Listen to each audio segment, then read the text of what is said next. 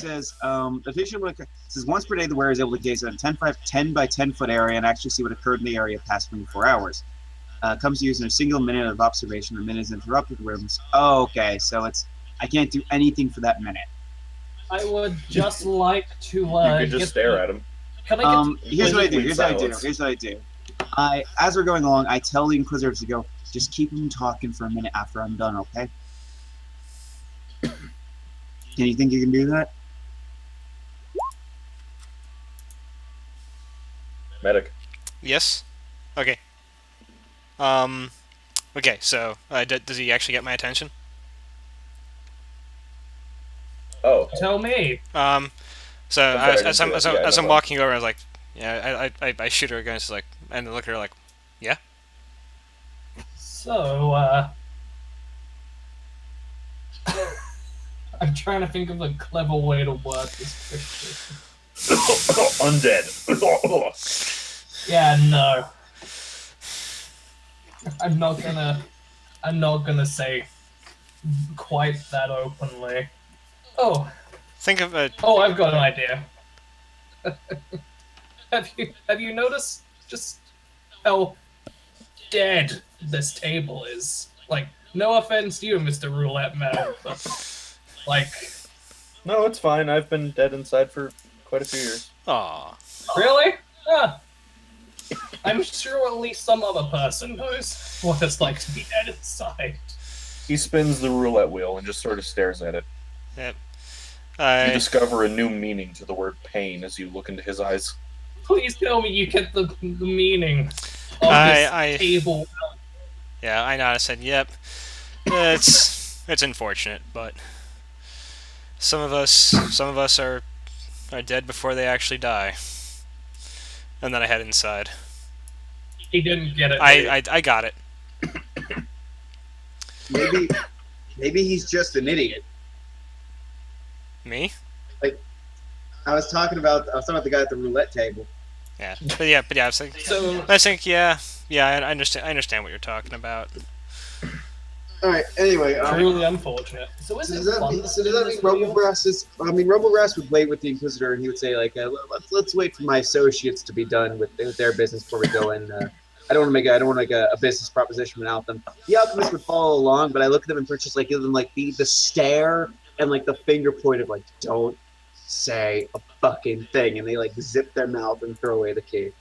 That doesn't sound like what the alchemist would do. Oh, that's what I'm making them do because I don't want them to open up their mouth and be like, but we're not smugglers. It's like no, you have to role play dark arts hard. Like, hey, are you a mob boss? Do you have connections with the cult? Please, evil god of the undead. I don't want to. Our paladin friend is curious. Ignore her. She's mentally handicapped. That's obvious. She's also a massive idiot. Oh. Poor Dark Arts, even when he's not here. I mean to him. Look, I'm sorry, but he fucking just his goddamn build. I don't know what he's doing. Well, we can hold off for a few minutes. Would you like something to drink? Just a glass of the good stuff, if you will. You strike me as a hand sanitizer kind of guy. Can I get you some mouthwash? How did you know? He pours you a nice fine glass of mouthwash.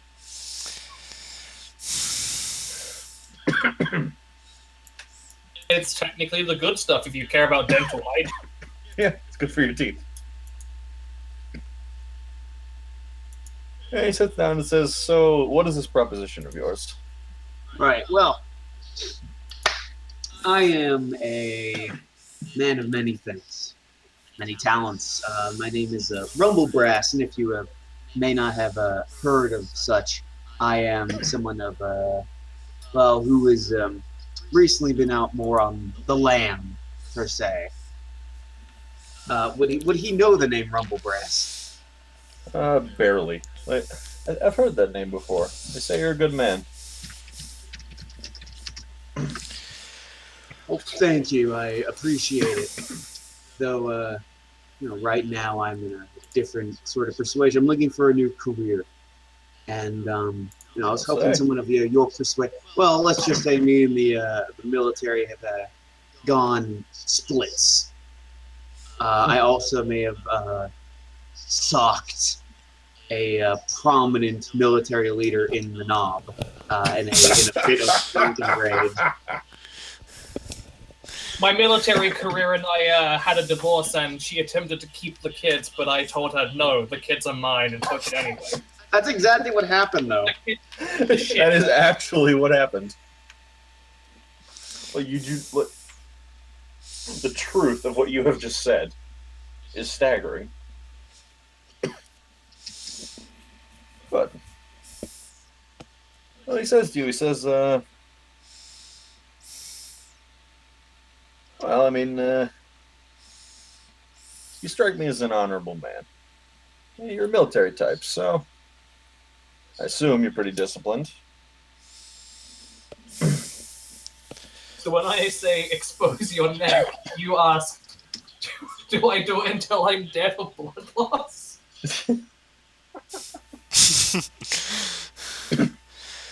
And well, there might be certain discomforts that you might have to get used to in my particular line of work. Such as keeping your neck. I think a man of your qualities and qualifications could be a tremendous asset and a mutually beneficial partner. I think this as well. It sounds like a lovely trade. Now, what exactly did you have in mind? Well, truth be told, I didn't have too much on my plate. Perhaps my business associates here. He says, pointing to the two the what's the fucking word I'm looking for? The fucking Lawful good inquisitor? the Inquisitor and the vampire. You could perhaps help detail the plans out a bit more. Am I supposed to be in the room? Yeah, I first said everyone Get the can hell come in this way. the room, and more importantly, get dark in the room as well. More importantly, Hello, keep dark out yes, of the room. I am here too, apparently. Okay. So, well, I mean, I can only say so much as a crew member of the esteemed Fredrickson Rumblebrass, but he is, after all. Alright, so while he is doing this,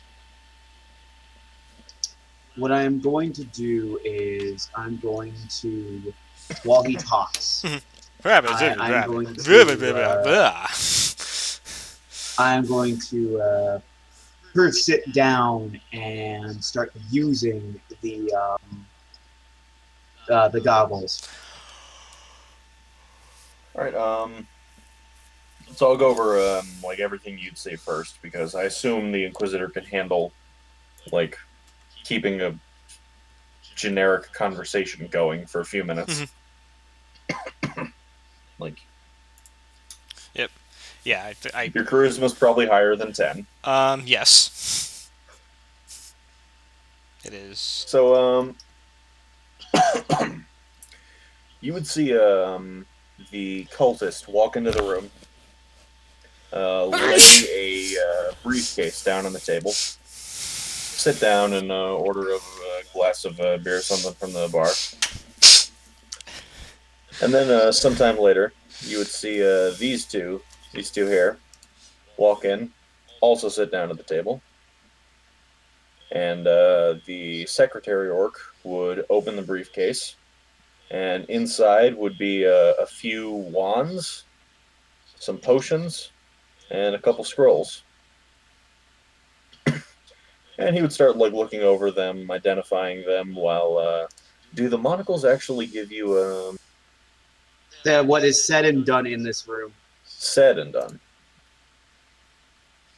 So you would actually be able to like overhear the conversation. Yeah, over the conversation, pretty much everything.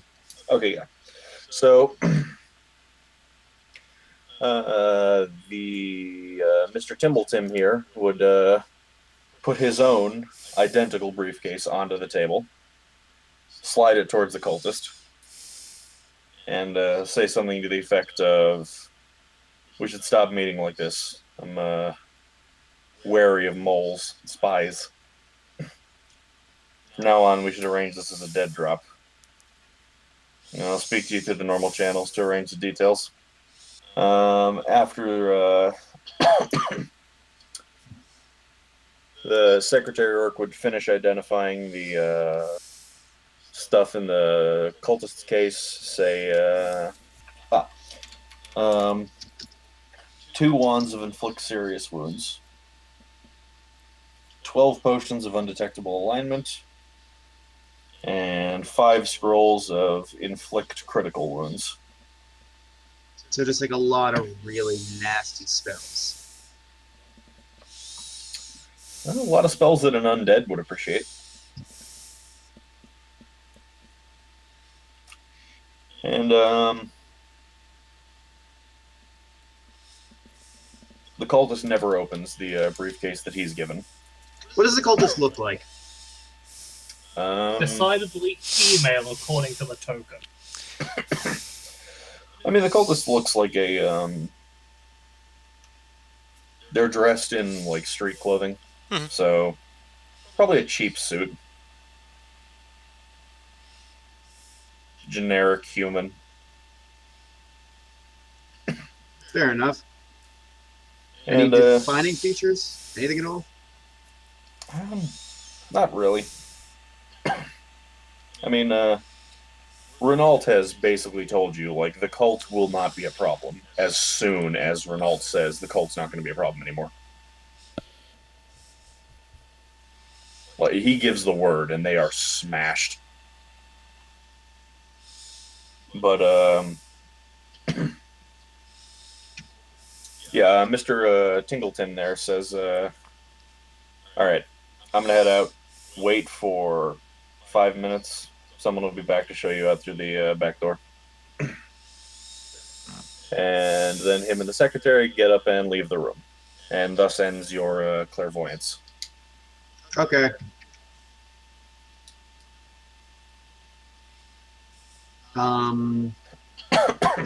Okay, so I assume you dive over the table and start strangling him. no. I'm still looking at him, and he. So it's just the secretary in the room right now, as well as the lady at the bar. In the bar right now is one of the guards, Tingle Tim Tom, Secretary Orc, and the bar lady. Robert looks over at Tingle, says, "So, what's it like working for the man?" Man, I'm my own boss. Really? So you are the proprietor completely of this establishment? This establishment, yeah. I mean, Then what part does he play in it? I'm not completely without my debts, but for the most part, I run things in this town. How much are you indebted for, if I may ask? Not really a money thing, more of an opportunity thing. Favors for favors, I see. Yeah. No, I mean, you know how the world works. Of a sexual nature? Do you say that to him? No, I don't say that to him. He'll just stand up and leave. Like, No. clearly, I'm wasting my time here. No, I am not going to waste this opportunity to make a singular stupid joke. No. So what Earl Rest does is he sits back in his chair and goes, "Tell me, does your boss, your friend here, does he meet anybody of a interesting nature?" Yeah, you could say he's a pretty quaint guy. Quaint might be one way to describe Can it. I roll a sleight of hand check to make a noose out of my cloak? Because clearly at least one of us here is going to need it by the end of this conversation.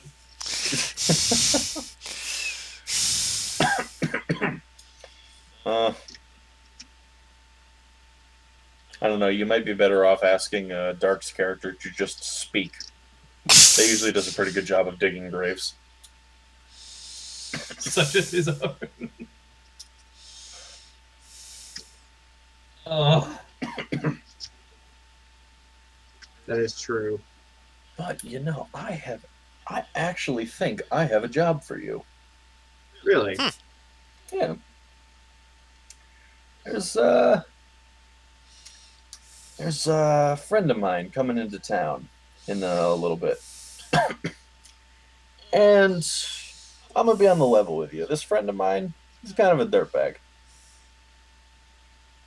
He's involved in no small amount of criminal activity. How much criminal activity? Quite a bit, as a matter of fact. Are we talking like petty theft, straight up murder, genocide, breaking and entering? Without getting into the nitty gritty, world's better off without him. Are you saying you would like us to arrange for your friend to have a tragic accident of some kind? Are we rolling out the red carpet, the carpet of which is stained in blood? Or Well, I mean, I would never wish death upon my fellow human being. But fellow if human being covered in something, blood? if something were to happen to him, I think the world would be a better place. And especially a more lucrative place for you and I. I think I get the picture you're painting. All right. Now the question is, how soon is this friend coming in? About 5 minutes ago. Now he bursts through the door. Roll initiative. Unfortunately, I don't know myself. Probably sometime in the next few weeks. That's a very big time frame. If you're interested, I'll have my secretary give you some information on him. Sounds like a wonderful plan. I think mutually beneficial is the best word. Yeah. Because while indeed we can smuggle if needed, we're more what's the word I'm looking for? Up close and personal types. We're real people persons. You struck me as the more intimate kind of dealer. Does this link back to the sexual favor joke, or? A little. I mean, we have the alchemist. Now look, I'm not gonna lie to you. This isn't gonna be without risks. But you pull this off, we might have a very shiny future together. If you know what I'm saying. That sounds like a good deal. Something we could definitely get behind. Wonderful. Well then, well, my boys here will track you down, give you the nitty gritty. In the meantime, I'll wait to hear the good news. Pleasure doing business with you. Pleasure. With that, they exit the room and go back upstairs.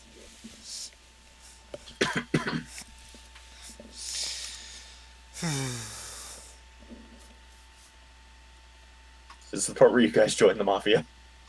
So This is the part where we play along with the mafia for a little while. we have a dwarven warlord, I look. think human inquisitor, whatever the fucking Dark is, and the pseudo undead, working for the actual undead. Look, I mean, if y'all want to turn this into yeah, we joined the mafia. I mean, I'll run with that.